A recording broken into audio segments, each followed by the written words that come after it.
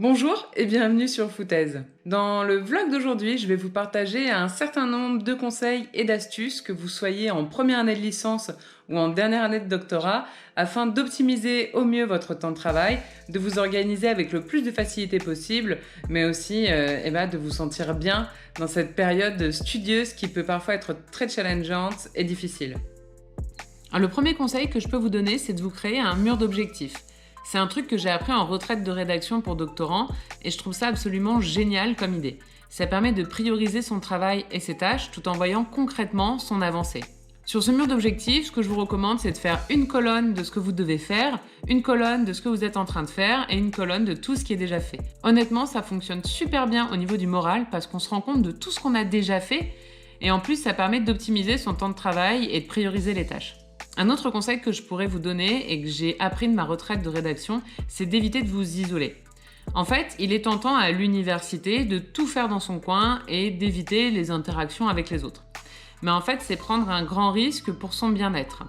Je vous recommande au contraire d'essayer d'organiser des sessions de travail collectives. C'est un truc que j'ai lancé dans mon labo et ça fonctionne super bien. On se retrouve par exemple à la maison de la recherche ou à la bibliothèque universitaire. On se fixe des sessions de travail avec des temps de pause qui sont temporellement définis et c'est parfait pour éviter la procrastination et pour se motiver ensemble. En fait, on profite de la dynamique collective pour avancer sur nos objectifs individuels. Et en plus, c'est motivant et ça permet de sociabiliser. Il existe un groupe Facebook qui est dédié à ces rendez-vous et qui s'appelle Mini Parenthèse et je vous mets le lien dans la description de la vidéo. Je vous recommande aussi de garder du temps pour vous. J'ai beaucoup trop souvent entendu des collègues qui ne sont pas nécessairement des étudiants, mais des maîtres de conférences, voire même des professeurs, qui me disent qu'ils travaillent tous les jours, y compris les week-ends. Alors qu'en réalité, il faut vraiment vous autoriser à prendre des week-ends, il faut vraiment vous autoriser à prendre des soirées de détente et aussi des vacances sans emmener de travail avec vous. Donc pendant ces temps off, moi je vous recommande vraiment de ne pas ouvrir un bouquin, de ne pas lire un article, de ne pas parler de vos études et même pourquoi pas de vous déconnecter des réseaux sociaux, de vous déconnecter de votre boîte email, de Facebook, etc. Mettez-vous en mode avion pendant vos vacances. Alors ça peut sembler un peu extrême, mais en réalité c'est vraiment ressourçant. L'idée en fait c'est d'apprendre à se rendre indisponible pour les autres pour être beaucoup plus disponible pour soi-même et faire de soi-même sa priorité. On oublie souvent de le faire dans notre société hyper connectée et pourtant ça fait du bien, vraiment ça fait du bien. Je vous l'assure puisque je l'ai moi-même testé à plusieurs reprises. Je vous recommande aussi d'utiliser un tracker d'habitude pour pouvoir vous rendre compte de comment vous répartissez votre temps par rapport à vos tâches. Donc là, je vous mets en capture d'écran mon propre tracker d'habitude. Donc vous voyez, j'ai listé les choses qui sont importantes à faire pour moi, comme la lecture, le sport ou la méditation, ou encore de la rédaction. Et puis, pour chaque jour du mois, j'ai coché si j'ai fait l'activité dans la journée. Et je me suis mis un code couleur. Donc si j'ai fait l'activité aussi bien que ce que je voulais, je mets une couleur assez prononcée. Et si je l'ai fait mais pas aussi bien, ou que je me suis pas appliquée, ou que je l'ai fait pas longtemps, je mets une couleur un peu plus claire. Et si je l'ai pas fait du tout, je laisse en blanc. L'autre chose que je peux vous recommander, c'est d'utiliser des marque-pages post-it. L'idée, c'est de les mettre dans les ouvrages qui vous servent principalement à votre travail afin de retrouver de la manière la plus efficace qui soit les citations dont vous avez besoin.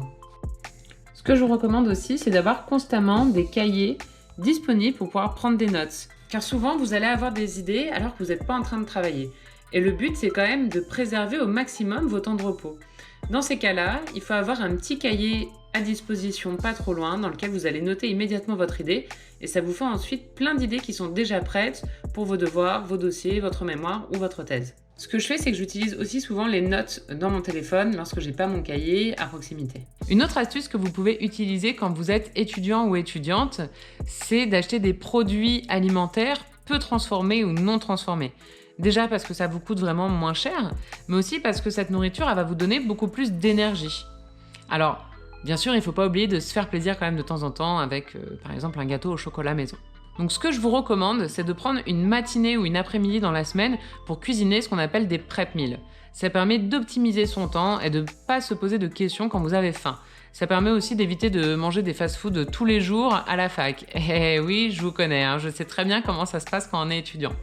Donc l'idée, c'est de se dire que plus on va manger sain, plus on va manger copieux, plus on se sentira mieux pour attaquer nos journées et pour être concentré, et donc on va optimiser nos résultats. C'est juste une évidence. Donc personnellement, c'est comme ça que je m'organise depuis des années. Je prépare de la nourriture en quantité pour plusieurs jours de la semaine, que je mets ensuite dans des tupperwares. Et après, lorsque j'ai envie de déjeuner ou de dîner, j'ai juste à sortir mon assiette, à prendre un peu dans les différentes boîtes, puis passer mon assiette au micro-ondes et là, c'est prêt et c'est super bon. Et je suis toujours super contente d'avoir de la nourriture qui est prête dans mon frigo. Surtout que ça me fait faire vraiment de grosses économies puisque je peux les emmener avec moi à la fac pour le midi ou même je peux les emmener en collation avec moi si par exemple je me suis fait un gros gâteau pour la semaine. Et enfin, dernier conseil que je peux vous donner, je sais que je l'ai déjà évoqué plusieurs fois, néanmoins il me semblait indispensable de le remettre dans cette vidéo, surtout pour les personnes qui n'auraient pas vu les autres, je vous recommande de faire du sport. Donc vous le savez si vous avez vu mes autres vlogs, mais c'est mon indispensable bien-être. Il faut savoir d'ailleurs que dans la plupart des facs, vous avez un service qui s'appelle le SUAPS, c'est le service universitaire de l'activité physique et sportive, et que vous y avez accès gratuitement lorsque vous êtes étudiant. Donc par exemple, à Paris 8, on a de la musculation, de la natation, de l'escalade, de la danse, différents types de boxe. Bref, il y a vraiment beaucoup de choix. C'est vraiment cool et ça permet d'une part de faire du sport gratuitement, mais en plus de sociabiliser avec des nouvelles personnes qu'on n'aurait pas rencontrées dans le cadre de nos cours. Je pense vous avoir donné une dizaine de conseils pour pouvoir optimiser au mieux votre vie d'étudiant, votre argent, mais aussi votre travail. J'espère qu'ils vous serviront. N'hésitez pas à les tester et à les appliquer. Et puis à me dire par la suite si ça vous a servi ou si vous avez des astuces que vous voulez me partager pour moi-même mieux m'organiser. C'est vraiment avec grand plaisir. Tous les conseils et les astuces que j'ai mis dans ces vidéos, je les applique moi-même depuis des années et ça m'a vraiment servi au jour le jour pour progresser vite et faire du travail, je l'espère, de qualité. Je vous remercie infiniment de m'avoir accordé du temps et d'avoir regardé cette vidéo. J'espère qu'elle a pu vous servir et je vous dis à bientôt dans un prochain vlog. Bye!